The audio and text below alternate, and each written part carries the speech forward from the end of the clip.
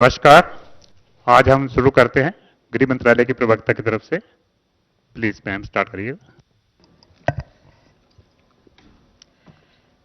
गृह मंत्रालय की तरफ से आप लोग के लिए अपडेट ये है, जैसा आपको पता है कोविड-19 से निपटने के लिए पूरे देश में लॉकडाउन को 3 मई तक बढ़ाया गया है और इस संबंध में गृह मंत्रालय ने 15 अप्रैल को विस्तृत दिशा निर्देश जारी किए थे, जिनके अंतर्गत 3 मई तक संपूर्ण देश में कुछ एक्टिविटीज़ पर आवश्यक तौर पर रोक लगाई गई थी।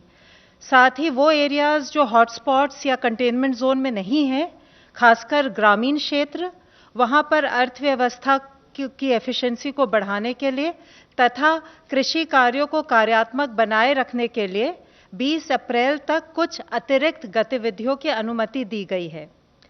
इसी श्रृंखला में गृह मंत्रालय ने 21 अप्रैल को अपने पत्र द्वारा सभी राज्य सरकारों को स्पष्ट किया है कि सीनियर सिटीजन्स की बेड साइड अटेंडेंट और केयर गिवर सेवाएं एग्जेम्प्ट सर्विसेज हैं। इसके अलावा पब्लिक यूटिलिटीज़ में प्रीपेड मोबाइल कनेक्शंस की रिचार्ज फैसिलिटी भी एग्जेम्प्ट सेवाओं में शामिल है। ज़रूरी वस्तुओं की उपलब्धता को ध्यान में रखते हुए यह फिर से स्पष्ट किया गया है कि शहरी क्षेत्रों में स्थित खाद्य प्रसंस्करण उद्योग जैसे milk processing units, bread factories, आटा और दाल मिलों को भी छूट प्राप्त है।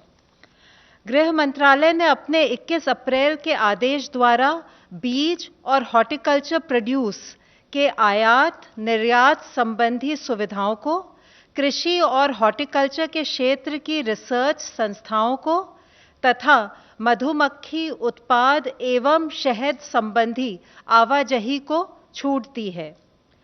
विद्यार्थियों के लिए शैक्षिक किताबों की दुकानों और गर्मी के मौसम को देखते हुए इलेक्ट्रिक फैंस की दुकानों को खोलने की अनुमति भी दी गई है।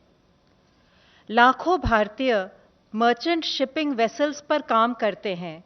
ऐसा देखने में आ रहा है कि भारतीय सी फेयरर्स लॉकडाउन की वजह से जहाज़ों पर स्ट्रैंडेड हैं या जहाज़ों पर ड्यूटी ज्वाइन नहीं कर पा रहे हैं। इस वजह से ये चिंता भी है कि अन्य देशों के सी फेयरर्स ऐसे जहाज़ों पर भारतीय सी फेयरर्स की जगह ले सकते हैं। इसको मद्देनज़र रखते हुए सरकार ने उनके साइन ऑन और साइन ऑफ के लिए 21 अप्रैल को एक स्टैंडर्ड ऑपरेटिंग प्रोसीजर जारी किया है। लॉकडाउन के एनफोर्समेंट देश में कुछ घटनाओं को छोड़ अधिकांश स्थानों पर संतोषजनक चल रहा है। आर्थिक गतिविधियों में खासकर ग्रामीण क्षेत्रों में प्रगति हो रही है। अप्रैल के महीने में 22 अप्रैल तक मनरेगा के तहत 1.5 करोड़ से अधिक श्रम दिवस अर्जित हुए हैं। जो क्षेत्र हॉटस्पॉट या कंटेनमेंट जोन में नहीं है, वहां गृह मंत्रालय के निर्देशानुसार राज्य सरकारें औद्योगिक इकाइयों को सुव्यवस्थित तरीके से शुरू करवाने में लगी हुई हैं। कई स्थानों पर food processing units, special economic zones और एक्सपोर्ट ओरिएंटेड यूनिट्स इत्यादि जो पहले से ऑपरेशनल थी, उसमें भी वृद्धि हुई है। सड़क निर्माण, ईंट भट्टों, सीमेंट फैक्ट्रीज आदि से संबंधित कार्य भी शुरू हो गए हैं।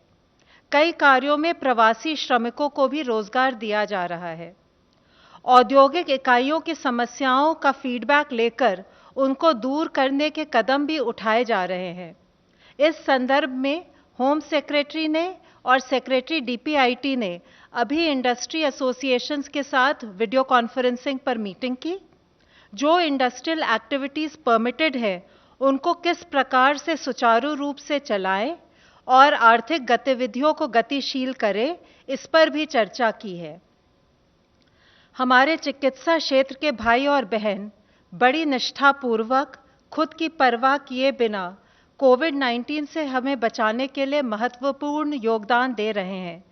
इस संदर्भ में माननीय सर्वोच्च न्यायालय ने भी आदेश दिया है कि डॉक्टर्स और मेडिकल स्टाफ को पर्याप्त सुरक्षा दी जाए। गृह मंत्रालय ने समय समय पर इस संबंध में सभी राज्य सरकारों को पत्र लिखकर सलाह दी है कि सभी डॉक्टर्स और मेडिकल स्टाफ को पर्याप्त सुरक्षा दें, चाहे वे हॉस्पिटल में कार्य कर रहे हों, क्वारंटाइन सेंटर में हों या परीक्षण हेतु फील्ड में जा रहे हों। माननीय गृह मंत्री जी ने इंडियन मेडिकल एसोसिएशन के साथ बैठक की और मेडिकल प्रोफेशनल्स की सुरक्षा का आश्वासन दिया। माननीय गृह मंत्री जी के निर्देशानुसार गृह मंत्रालय ने 22 अप्रैल को पत्र लिखकर सभी राज्यों को कहा है कि वे अपनी जिम्मेदारी का निर्वहन करें और आईएमए के लोकल चैप्टर के साथ मिलकर मेडिकल प्रोफेशनल्स को की पर्याप्त सुरक्षा हेतु जो कदम उठाने हैं उनको सुनिश्चित करें। चिकित्सा टीमों की सुरक्षा के लिए जो कदम उठाए गए हैं उनकी जानकारी भी आईएमए के लोकल चैप्टर के साथ साझा करें।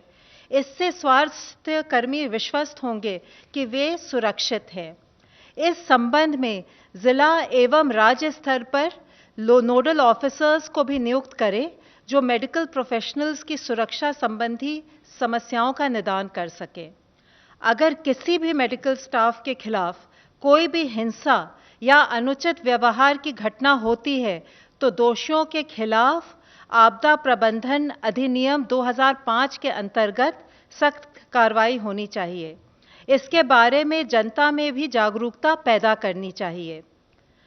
हमारी उम्मीद ये है कि इन सब कदमों से लॉकडाउन सफल रहेगा, एक्टिविटीज सुचारू रूप से प्रारंभ होंगी तथा हम कोविड-19 की चेन को तोड़ने में कामयाब होंगे। धन्यवाद। धन्यवाद। मैं रिक्वेस्ट करता हूँ